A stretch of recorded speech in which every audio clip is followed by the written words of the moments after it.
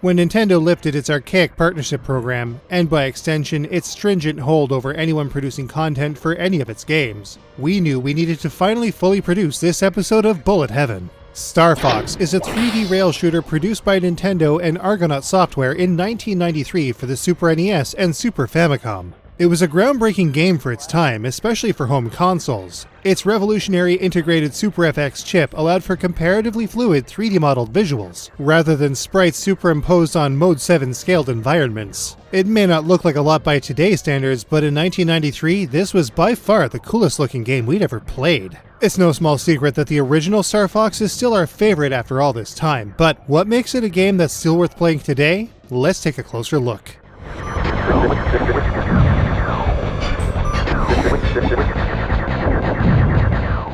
You'll have to excuse the pun, but Starfox is a pretty straightforward game, albeit one with quite a bit of nuance. There's also a lot of choice for the player to take advantage of, both in terms of control and the way they take on the game's many stages. Firstly, starting the game allows players to experiment with the control schemes available. 4 of them can be selected by way of the select button and can be tested with the high polygon R-wing in the menu window. The main default control scheme, Type A, is what we'll be describing in this review.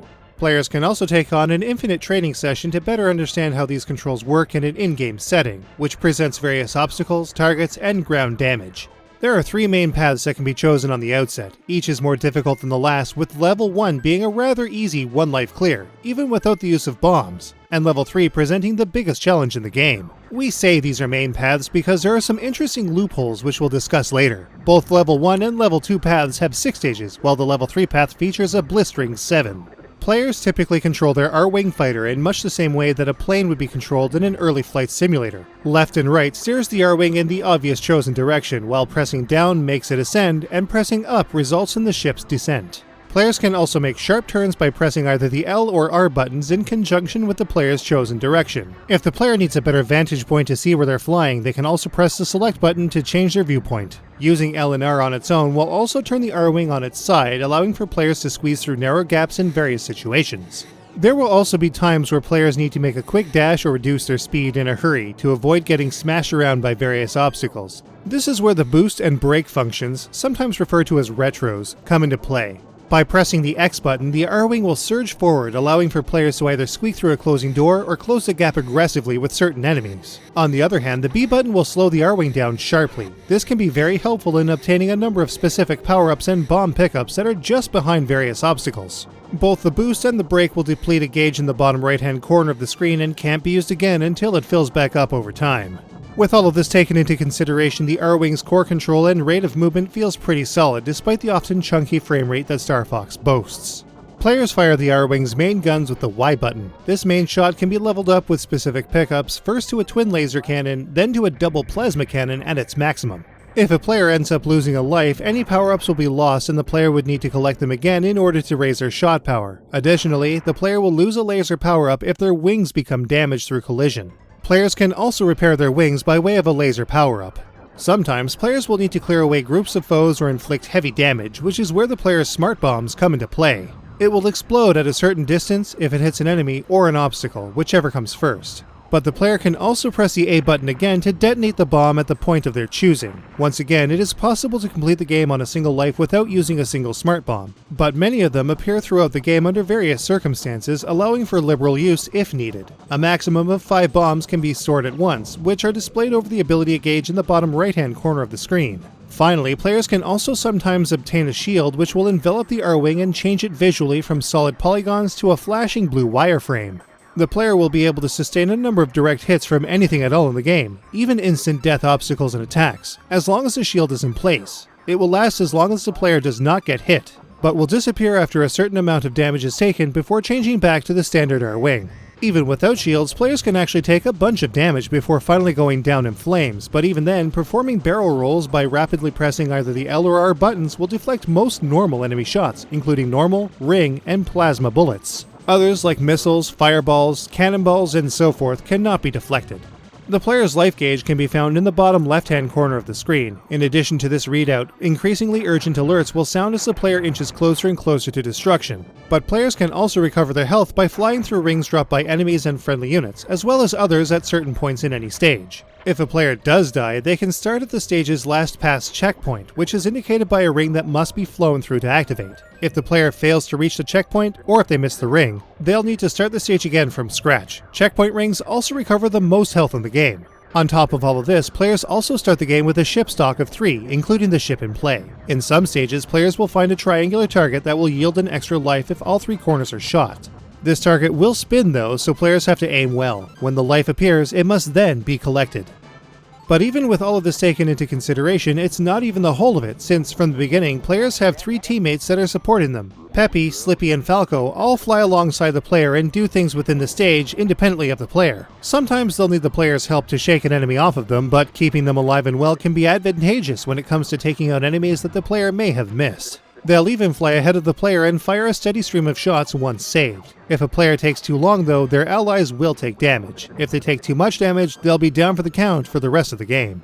All of this lays the foundation that is used for the entire game from Corneria to Venom.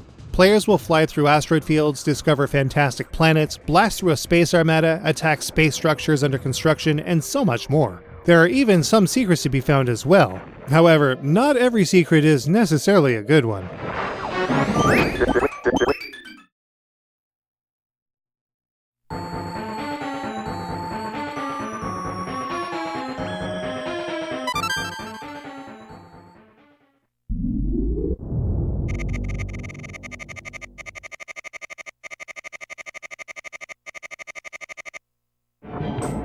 But what a fantastic game this is. We'll touch on the presentation aspects of Starfox later, but despite its simple visuals, which, let's be honest, were an absolute requirement to allow the game to run as well as it did at all, the gameplay here is surprisingly tight, even with the inherent slowdown chunking up the action. The slowdown can cause players to very easily misjudge their timing when it comes to various obstacles and boss patterns, but generally speaking, players can acclimate with practice and memorization. And really, that's our only real complaint. And it really isn't that big a deal.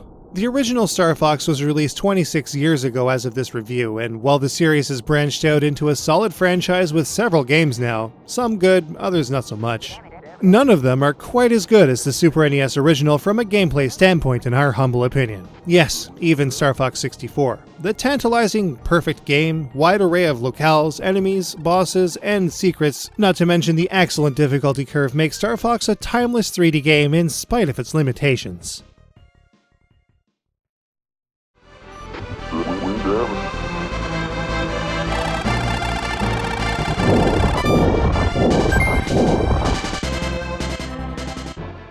Compared to its actual gameplay, there's not a lot to talk about with regards to the scoring in Starfox. Enemy destruction is critical in obtaining a percentile score that translates to a numeric one. This percentile amount is multiplied by 100, which allows for a maximum of 10,000 points to be scored in any given stage. Bearing this in mind, a player can score a maximum of 60,000 points on level 1 and 2 and 70,000 points on level 3 if a 100% average is achieved.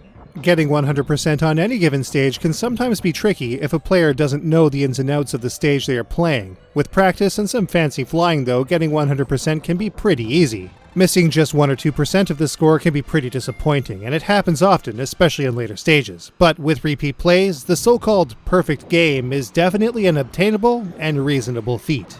So of course, taking out every major enemy in a given stage is critical to getting this percentage. But if a player misses an enemy, one of their wingmen can sometimes pick up the slack, which still counts towards the end stage percentile. Players can also obtain additional credits through scoring high. The first appears at 10,000 points, and the second is awarded at 30,000, for example. But in the end, there's definitely not much to speak of here compared to, say, the cave games we've taken a look at in the past. But then again, sometimes simple scoring is all that's needed to keep a player engaged, especially since a perfect game is still a significantly difficult thing to accomplish over Star Fox's higher levels.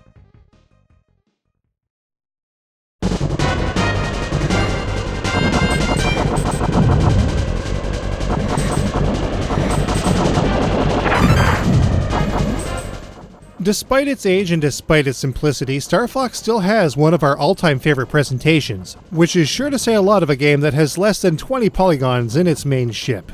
The visuals in Star Fox are heavily polygon-based, with enemy ships, most terrestrial obstacles, and structures constructed of 3D elements in a 3D space. The backgrounds are simply that, a 2D pixel art rendition of the planet or sector the player happens to be in at that time. In the case of terrestrial stages, dots can be seen traveling along the bottom half of the screen to indicate where players will take damage if they hit the deck. Though everything is simplistically rendered, all of the ships and enemies have a certain personality to them that make them feel more organic compared to a lot of other 3D shooters we see today. Maybe it's because the player will often get up close and personal with some enemies, maybe it's because they often take more than one shot, and maybe it's because sometimes an alien will fly at the player after their ship explodes. The bosses in particular have incredible style with hulking designs and a decent number of accompanying boss themes, often with unique pieces or arrangements specific to that boss.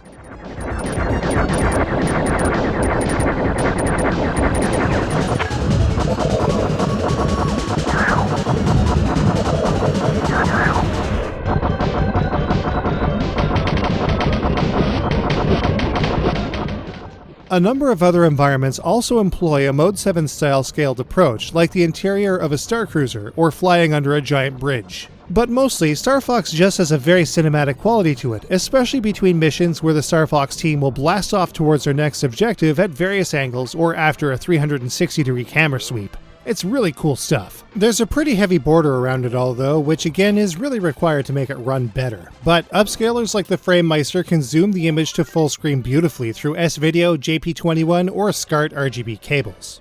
The sound is also a cut above. The shots, the explosions, the communication clips, the engine noise, and, well, everything. It's Star Fox through and through with a style that nothing else past or present really has. Clear voice samples for ship damage and boss alerts also peek through the otherwise sound chip generated effects and adds a great layer of quality to Star Fox's audio chops.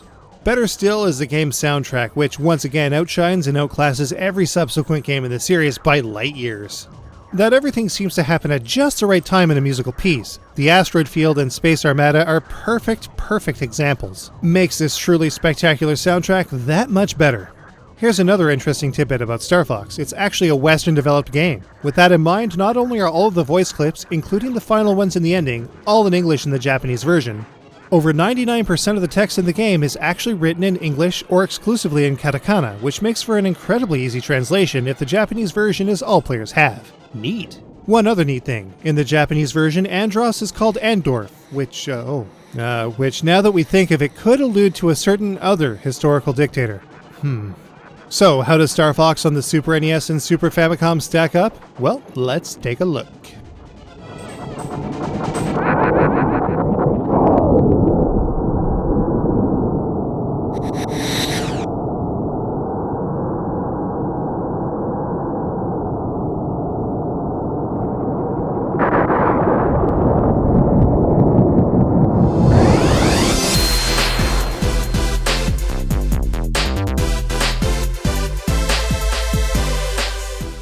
The controls in Star Fox are excellent, but can sometimes feel off thanks to some intense slowdown of the game. However, this can be acclimated to very easily.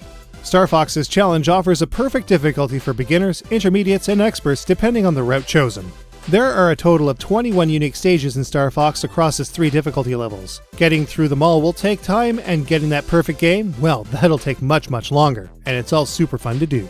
Star Fox's visuals are pretty dated by today's standards, but truly revolutionary for their time. They still have personality for days though, and some of the backgrounds are simply fantastic. Star Fox's OST nailed it on the very first try. No other game in the series can touch it. Star Fox's sound effects are also perfect for their applied use, and, well, Sleepy is an annoying little bitch here either.